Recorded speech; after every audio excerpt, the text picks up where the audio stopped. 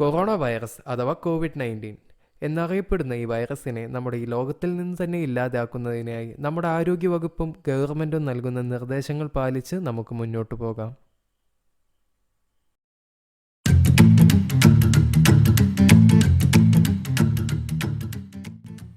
നമുക്കിന്ന് നല്ല എരിവുള്ള നല്ല ഉഷാർ ചമ്മന്തി സ്റ്റാർ ഫ്രൂട്ട് കൊണ്ടുണ്ടാക്കുന്നത് എങ്ങനെയെന്ന് നമുക്ക് നോക്കാം. ചമ്മന്തി ഉണ്ടാക്കുന്നതിനായി ഞാൻ ഇതിലെ ഒരു സ്റ്റാർ ഫ്രൂട്ട് എടുത്ത് നമുക്ക് ചെറുതായി കട്ട് ചെയ്തെടുക്കാം. ഈ സ്റ്റാർ ഫ്രൂട്ട് എന്ന് ഈ ഫ്രൂട്ടിനെ വിളിക്കുന്നതിന് കാരണം ഇത് കട്ട് ചെയ്യുമ്പോൾ നമ്മുടെ ഒരു നക്ഷത്രത്തിൻ്റെ ആകൃതിയിലാണ് ഇത് വരുന്നത്. നമുക്കിനി അടുത്തതായി ഇതിലേക്ക് നല്ല എരിവ് നൽകുന്നതിനായി ഞാനിവിടെ 2 വലിയ മുളകാണ് എടുത്തിരിക്കുന്നത്. ഇത് നമുക്ക് കട്ട് ചെയ്ത് ചെറുതാക്കി മാറ്റിവെക്കാം. നമ്മുടെ ഓരോരുത്തരുടെ എരിവിൻ്റെ താല്പര്യമനുസരിച്ച് നമുക്ക് വേണമെങ്കിൽ കുറച്ച് എരിവ് കൂട്ടാം, അല്ലെങ്കിൽ കുറച്ച് കുറയ്ക്കാം. നമുക്കിനി ഈ മുറിച്ച് മാറ്റിവെച്ചിട്ടുള്ള ഈ സ്റ്റാർ ഫ്രൂട്ട് ഈ ചെറിയ ഉരലിലിട്ട് ചതച്ചെടുക്കാം. നമുക്ക് വേണമെങ്കിൽ മിക്സിയിലിട്ടിട്ടായാലും ഇത് ഗ്രൈൻഡ് ചെയ്തെടുക്കാം. ഞാനിവിടെ ചതച്ചിട്ടാണ് എല്ലാ ഇൻഗ്രീഡിയൻസും ഉപയോഗിക്കുന്നത്.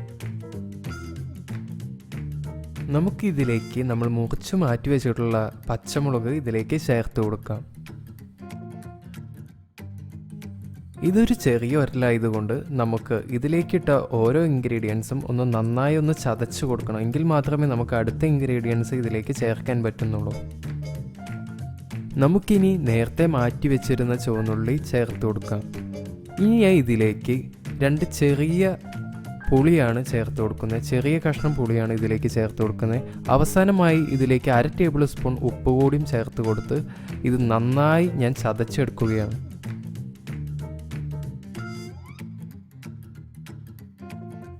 നമ്മുടെ സ്റ്റാർ ഫ്രൂട്ടിൻ്റെ ചമ്മന്തി ഇപ്പോൾ റെഡി ആയിട്ടുണ്ട്. നമുക്കിത് ഇനി ഒരു ചെറിയ സെർവിങ് ബൗളിലേക്ക് മാറ്റാം.